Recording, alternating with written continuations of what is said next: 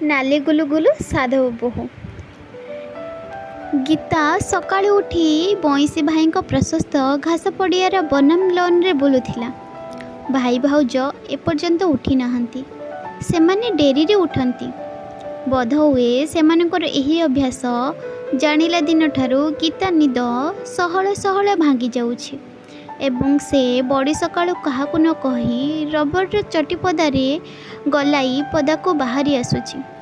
ଲନ୍ର ଏମୁଣ୍ଡ ସେମୁଣ୍ଡ ଦାଣ୍ଡ ଫାଟକରୁ 12 ଫାଟକ ଯାଇ ଘୁରି ବୁଲୁଛି। ଫାଟକର ଦେହରୁ ଆଉଜି ସକାଳୁ ଦେଖୁଛି। ଫାଟକ ଖୋଲିବି ନାହିଁ ସିନା, ଛୁଇଁଲେ କ୍ଷତି କ'ଣ? ପୁଣି ଗୁଣୁଗୁଣୁ ହେଇ ସେ ଗୀତ ଗାଉଛି। ଆଜି ସେ ଗୋଟିଏ ନୂଆ ଆନନ୍ଦ ଆବିଷ୍କାର କଲା। ସାଧବ ବୋହୂ ପୋକ ଘାସରେ ନାଲି ରଙ୍ଗର ଛିଞ୍ଚି ଲୁଚି ଲୁଚି ଧାଉଁଛନ୍ତି। ଓଃ, ଭାରି ବୀର, ସତେ ଯେମିତି ତାଙ୍କୁ କେହି ଧରିପାରିବେ ନାହିଁ। ଗୀତା ଗୋଟିକୁ ଉଠାଇ ଆଣିଲା, ତାପରେ ଆଉ ଗୋଟିକୁ, ତାପରେ ଆଉ ଗୋଟିଏ, ଏମିତି କେତେ ଗୁଡ଼ିଏ ପାଇଲା ପରେ ସେ ଦେଖିଲା ହାତରେ ଜାଗା ହେଉନାହିଁ, କାନିରେ ବାନ୍ଧିବାକୁ ପଡ଼ିବ। ସେଇଠି ସେ କାନି ପାତି ଦେଇ ପ୍ରାଣୀଗୁଡ଼ିକୁ ସଜାଡ଼ିଲା, ଥିରି ଥିରି କରି ଗଣ୍ଠି ପକାଇଲା ଓ ଭଗବାନଙ୍କୁ ଡାକିଲା ଯେ ସେମାନେ ବଞ୍ଚି ରୁହନ୍ତୁ। ଏହି ଆବେଗଭରା ଉଠାପଡ଼ା, କାନିଫିଟା ଓ କାନିବନ୍ଧାର କ୍ରିୟା ପ୍ରତିକ୍ରିୟାରେ ଗୀତାର ଶାଢ଼ୀ କାନି କିଞ୍ଚିତ ହୁଗୁଳିଗଲା। ଫଳରେ ଖୋଲା ପିଠି ତାର ଚିନିଏ ପଦାକୁ ଦିଶିଲା। ଗୀତା ଜାଣିପାରିଲା ନାହିଁ, ପ୍ରକୃତରେ ସକାଳର ଏହି ସମୟଟି ବଡ଼ ବିପଜ୍ଜନକ। ଏତିକି ବେଳେ ଯେତେକ ଦୁର୍ଘଟଣା ଘଟେ, କାରଣ ସେ ଭୁଲି ଯାଇଥିଲା ଯେ ତାକୁ ଆସି 16 ବର୍ଷ ହେଲାଣି। 16 ପୁରି 17। ଭୁଲିଯାଏ ସେ ଯେ ନିଜ ସହର ଓ ନିଜ ଲୋକଙ୍କର ଗହଣକୁ ଫେରି ଆସିଛି। ଏଠି ଏଣୁ ତେଣୁ ଅଜାତିଆ ପିଲାଙ୍କ ପରି ଖେଳିବା ବୁଲିବା ଉଚିତ ନୁହେଁ। ଛୋଟ ସହରର ପ୍ରଭାତରେ ପ୍ରକୃତିର କାରବାର ତାକୁ ନୂଆ ଦେଖିଲା ପରି ଲାଗେ ଓ ତାର ପ୍ରବଣତା ଦିଗ ବିଦିକର ଅମୁହାଁ ଧାଇଁଯାଏ। ଏକ ଚଢ଼େଇ 3ଟା ଗୁଟିକ ପରେ ଗୋଟିଏ ଗଛ ଉପରକୁ ବସିଲେ, ଚୋଞ୍ଚୁ ଖୋଲିଲେ, ଚଞ୍ଚ ଖୋଲିଲେ, କେଁ କେଁ ହେଲେ, ଖୁମ୍ପା ଖୁମ୍ପି ହେଲେ, ତାପରେ ଉଡ଼ିଗଲେ। କାହିଁକି?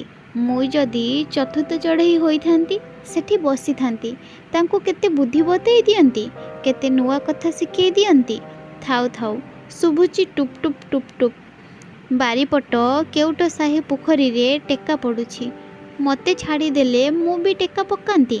ଟୁପ୍ ଟୁପ୍ ହୋଇ ଗହୀରରୁ ଆହୁରି ଗହୀରକୁ, ଗହୀର ବାଟ ବାଟେ କାଦୁଅକୁ ଓ ଶୀତଳ କାଦୁଅ ମାଛମାନେ ତା ଭିତରେ ଖସ୍ ଖସ୍ ହୋଇଥାନ୍ତି। ମୋତେ କହିଲେ ମୁଁ ତାଙ୍କ ସଙ୍ଗରେ ଫୁସ୍ଫାସ୍ ହୁଅନ୍ତି। ସିର୍ସିର୍ ଝରଝର ଝରଝର ନଡ଼ିଆ ଗଛର ପତର ଥରେ ଏ ପାଖକୁ ଢଳୁଛି, ତାପରେ ସେ ପାଖକୁ ଢଳୁଛି। ଅମାନିଆ ଚଗଲା ପିଲାଗୁଡ଼ିକ। ମୁଁ ଯଦି ତାଙ୍କ ମା ହୋଇଥାନ୍ତି, ମନର ଏହି ଅବସ୍ଥାର ଦୁର୍ଘଟଣା ଘଟିବ ନାହିଁ କେମିତି? ଥରେ ସେ ମନ୍ଦି ମାଉସୀଙ୍କର ଘରେ ଝରା ଫୁଲ ଓ ଶିଉଳି ମଝିରେ କଚାଟି ଖାଇଥିଲା। ଆଉ ଥରେ ସେ ନେତ ଗାଈଠାରୁ ନେତ ଖାଇଥିଲା। ଶାଢ଼ୀରୁ ଫାଳେ ଚିରିଗଲା। ଚାକର ବାକର, ସାହି ପଡ଼ୋଶା ସମସ୍ତେ ଶୁଣିଲେ, ମୁରୁକି ମୁରୁକି ହସିଲେ ଓ କୁହାକୁହି ହେଲେ। ଦିନେ ସେ କ୍ଷଣିକ ପାଇଁ ଗଉଡ଼ୁଣୀ ଝିଅ ରାଧୀର ହାତ ଧରି ପକାଇଥାଏ, ଠେଇ ଠେଇ ହୋଇ ନାଚିଥିଲା, ଏମିତି ମଧ୍ୟ ଶୁଣାଯାଏ।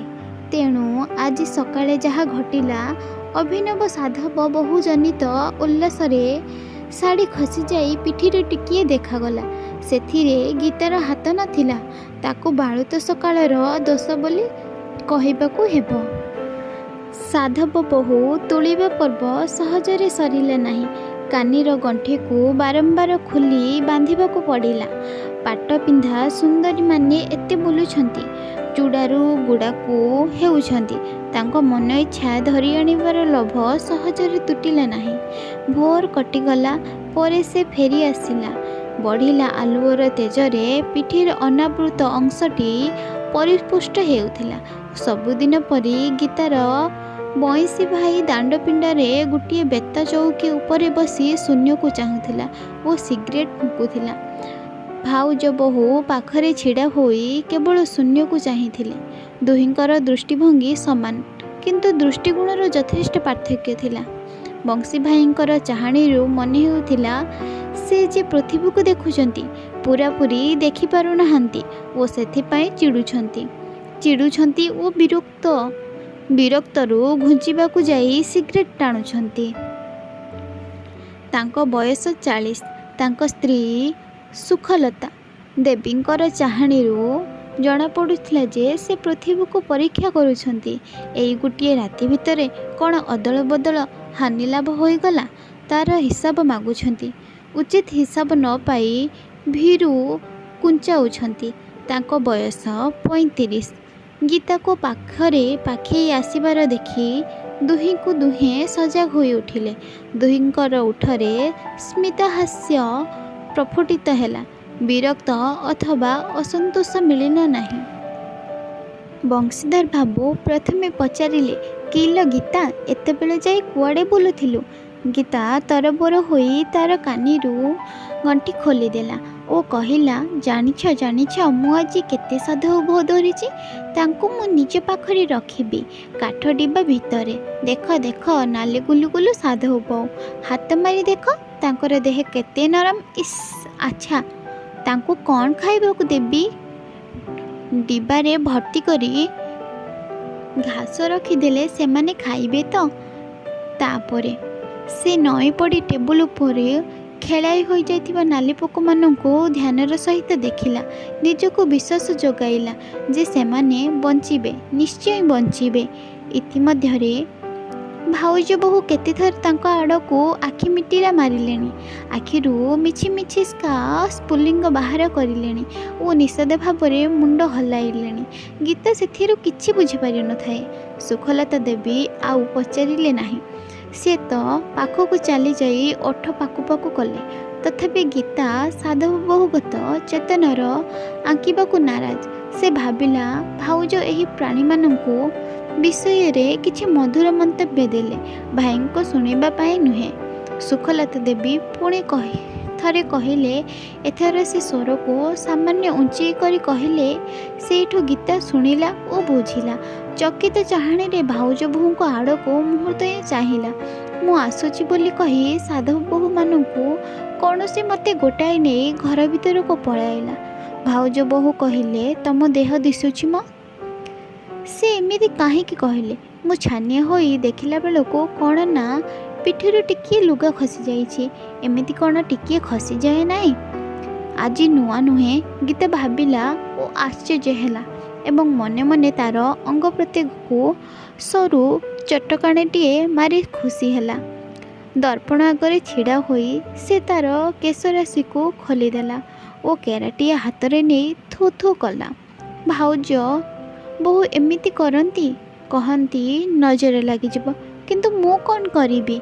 एते गहरा एते कला आउ एते लंबा बाल आउ कहार नथिले मु कौन करिबी? सेठू से तार नाक को देखिला। नाक डेंगा नहेले मध्य चेप्टा नुहे, मोटा नुहे। एही आश्वासना पुनर्बार निजकू देला। ताहार आखि को ढल ढल कहती, चाहाणी को सरल कहती, अमुक फिल्म स्टार आखि संगे तुलना करती बोली मने पकाइला। भ्रुलतार आउ टिके घंची होइथिले बोध हुए भल होइथांदा। नहेउ एमितिका टणा भ्रुलता सिला कहूथिला धनु परी आउ कहार अछि? छोटिया ओठ, सरु ओठ, गोलापी ओठर कमनीयता को हजिबाकू जार पाटी ईसत मेला होइगला। सते कि से एते प्रशंसार हतभाग्य होइजिब। असह्य देखिबा छड़ा अन्य गति नहीं। सेतिको नुहे से निजकू चेताइला। चहट गोरा रंग, मुह जेमिति, हाथ सेमिति, गोड़ सेमिति, पिठी मध्य सेमिति। सतरे ए पिठी को पदारे पकाइबा मोटे उचित नुहे। पुणी बईसी भाईको आगरे छी। भाउज मत बहु आगुरु काहेकि कहले नाही?